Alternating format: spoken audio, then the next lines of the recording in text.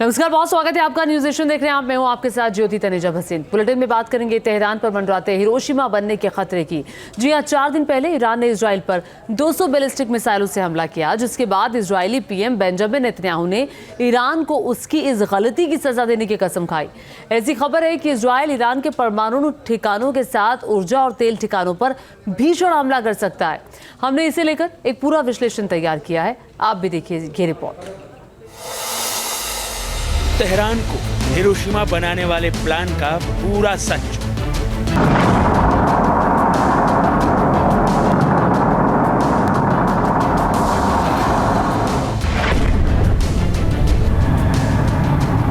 Fighter jet उड़ान भरेंगे, Iran में बम बरसेंगे।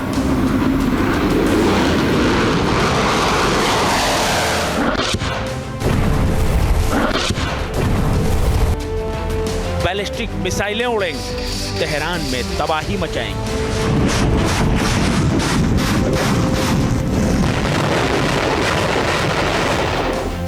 नेतन्याहू ने बना लिया प्लान, घुटनों पर आ जाएगा ईरान।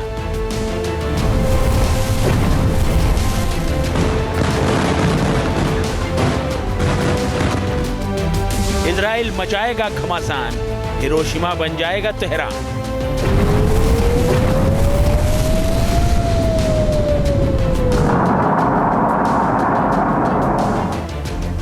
पश्चिम एशिया या कहें मिडिल ईस्ट, महायुद्ध के बादल हर दिन बीतने के साथ गहराते चले जा रहे हैं।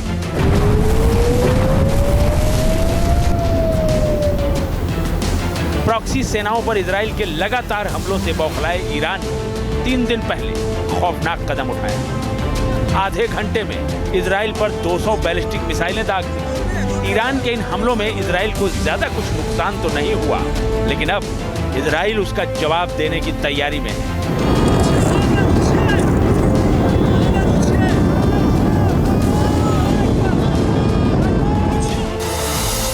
सवाल यह है कि इजराइल ईरान के हमले का जवाब कैसे देगा? क्या वो ईरान के परमाणु ठिकानों पर हमला करेगा? क्या ईरान की यूरेनियम खदानों को वो निशाना बनाएगा? क्या इजराइल ईरान के तेल गोदामों पर हमला कर देगा? क्या ईरान के सैन्य ठिकानों पर इजराइल वार करेगा?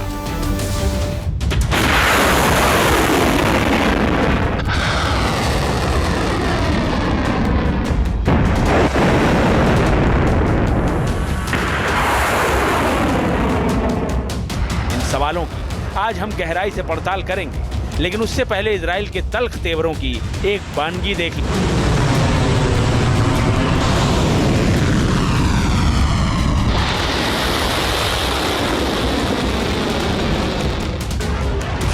इजरायली फाइटर जेट लेबनान में लगातार बारूद की बारिश कर रहे हैं। वो इलाके जहां हिजबुल्लाह ने अपने ठिकाने बना रखे हैं, वहां दनादन मिसाइलें बरस रही हैं।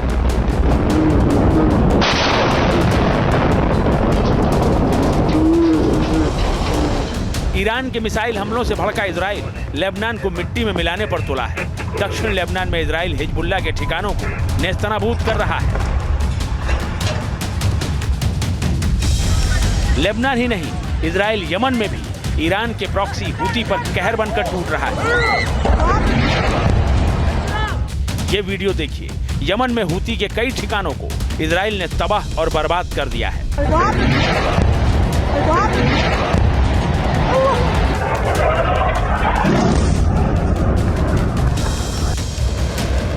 अब जरा इजरायली एयरफोर्स का ये वीडियो देख लीजिए।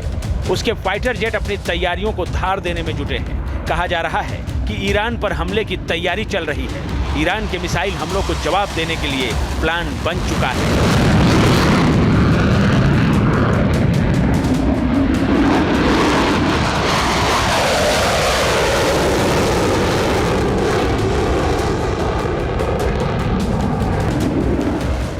इजराइल के तेवर और लेबनान से लेकर यमन और सीरिया तक उसका बारूदी प्रहार इस बात का संकेत माना जा रहा है कि वो कभी भी ईरान पर जवाबी हमला कर सकता है।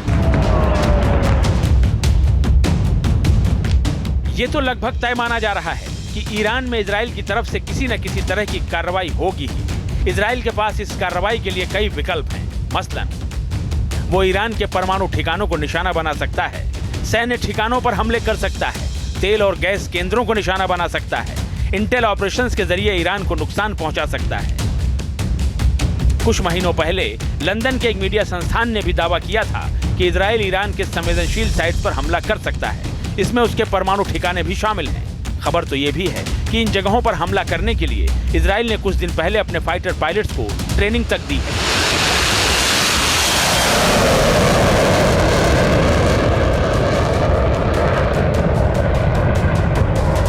हालांकि बाइडेन प्रशासन ईरान के परमाणु ठिकानों पर हमला करने के पक्ष में नहीं है।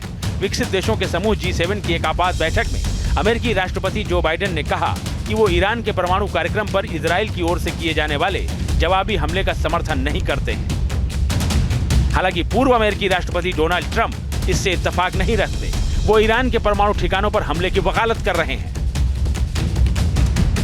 When they asked him that question, the answer should have been hit the nuclear first and worry about the rest later. Biden प्रशासन ईरान के न्यूक्लियर ठिकानों पर हमला करने के पक्ष में नहीं है, लेकिन ट्रंप के मुताबिक ऐसा करने में कोई हर्ज नहीं है। सवाल ये है कि आखिर ट्रंप के बयान के मायने क्या है? डोनाल्ड ट्रंप ने एक चुनावी सभा में ये कहा है कि इजराइल को ईरान के न्यूक्लियर इंस्टॉलेशंस पर पहले हमला करना चाहिए और इसके बारे में कोई चिंता बाद में करनी चाहिए। जाहिर है कि जो बाइडेन इस बात के पक्ष में नहीं है कि ईरान के न्यूक्लियर इंस्टॉलेशंस पर इजराइल हमला करे, क्योंकि यदि इजराइल के द्वारा ईरान के न्यूक्लियर इंस्टॉलेशंस पर कोई सीधा हमला किया जाता है तो ये पूरे इस युद्ध का और पूरी स्थितियों का एक बड़ा एस्केलेशन हो जाएगा और ये इजराइल और ईरान के बीच में एक फुल ब्लोन वॉर में बदल सकता है। इजराइल ईरान के परमाणु ठिकानों पर हमला करे या नहीं, इस बहस के बीच अहम सवाल ये भी है कि क्या इजराइल के पास ईरान के परमाणु ठिकानों को नष्ट करने की क्षमता है? क्या इजराइल अकेले अपने दम पर ईरान के परमाणु कार्यक्रम को खत्म कर सकता है? दरअसल ऐसा करने के लिए इजराइल के सामने कई चुनौतियां हैं।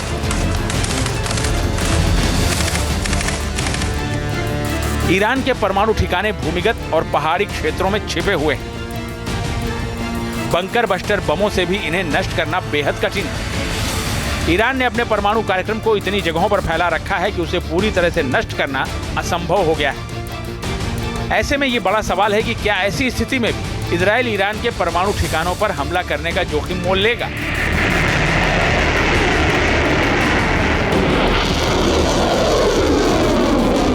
इजराइल के पास ईरान पर कोई बड़ा हमला करने की पूरी कैपेबिलिटीज़ हैं। इजराइल के पास F-15E, F-16 और 5th जनरेशन के F-35 स्टेल्थ फाइटर जेट्स हैं, जिनके की माध्यम से इजराइल ईरान के ऊपर बड़े हमले कर सकता है। साथ ही साथ इजराइल के पास बंकर बस्टर बॉम्ब्स भी हैं और ये जो बड़ी कैपेबिलिटीज वाले बंकर बस्टर बॉम्ब्स हैं वो भी इजराइल ईरान के अनेक ठिकानों पर गिरा सकता है और ईरान के जो डीप अंडरग्राउंड फैसिलिटीज़ को भी वो हिट करने की कोशिश कर सकता है। यहाँ ये भी समझना बहुत जरूरी है कि आखिर क्यों ईरान के परमाणु ठिकानों को नष्ट करना इजराइल के लिए लगभग नामुमकिन हो गया है। दरअसल ईरान ने अपने परमाणु ठिकाने नतांज यूरेनियम एनरिचमेंट फैसिलिटी को जागरोश के पहाड़ों के बीच में जमीन के नीचे सुरंगों में बना रखा है, जो कि लगभग 260 से लेकर 328 फीट जमीन के नीचे, जहां पर पहुंचना इजराइल के नामुमकिन सा है। इन सुरंगों पर इजराइल का बड़ा बम भी असर नहीं करेगा। भाई अगर हम आगे बढ़े तो आपको बता दें कि परमाणु ठिकानों के साथ साथ ईरान के ऊर्जा और गैस भंडार के साथ न्यूक्लियर रिसर्च सेंटर और उसके यूरेनियम खदाने भी इजराइल के निशाने पर हैं। ये कहां पर है वो भी जरा आप जान लीजिए, जहां पर इजराइल की नजरें हैं कि इन तमाम अलग अलग ठिकानों को नष्ट करना है। एक हैवी वाटर रिएक्टर अरक में है। उसके बाद अगर आगे बढ़े तो देखिए लश्कराबाद में भी एक हैवी वाटर रिएक्टर है। करंज में ईरान का बड़ा हैवी वाटर रिएक्टर है। तेहरान की बात करते हैं, देखिए तेहरान में भी एक न्यूक्लियर रिसर्च सेंटर है। कोम में ईरान का न्यूक्लियर रिसर्च सेंटर है। बुशहर में ईरान का न्यूक्लियर पावर जो स्टेशन है वहां पर भी स्थापित किया गया है। इस्फहान में अगर हम बात करें वहां पर भी एक न्यूक्लियर टेक्नोलॉजी सेंटर है। और ये वो तमाम सेंटर्स हैं जहां पर इजराइल की नजरें हैं कि इन्हें तबाह करना है, लेकिन वो कितना कामयाब होगा ये आने वाला वक्त बताएगा। देखिए वही अगर गाचीन में उसकी यूरेनियम खदाने भी हैं, सगन यज़्द में एक यूरेनियम खदान है। इन सभी ठिकानों को इजराइल निशाना बना सकता है।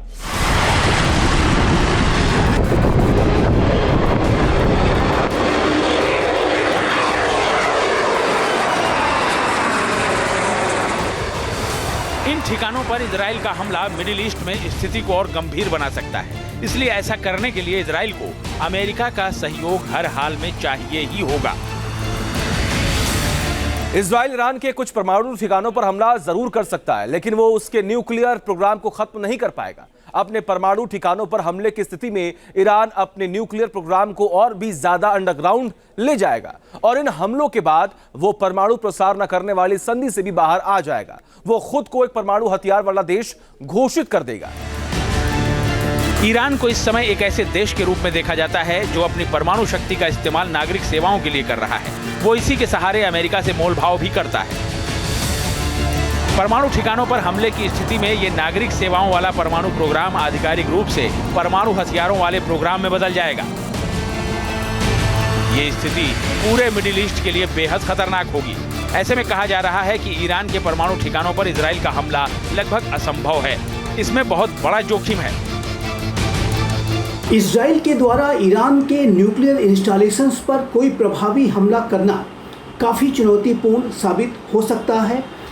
ईरान ने इजराइल और यूनाइटेड स्टेट्स ऑफ अमेरिका के द्वारा उसके न्यूक्लियर इंस्टॉलेशंस पर किए जाने वाले किसी संभावित हमले को ध्यान में रखते हुए पहले ही अपने अनेक वाइटल न्यूक्लियर एसेट्स को डीप अंडरग्राउंड फैसिलिटीज़ में शिफ्ट कर दिया है।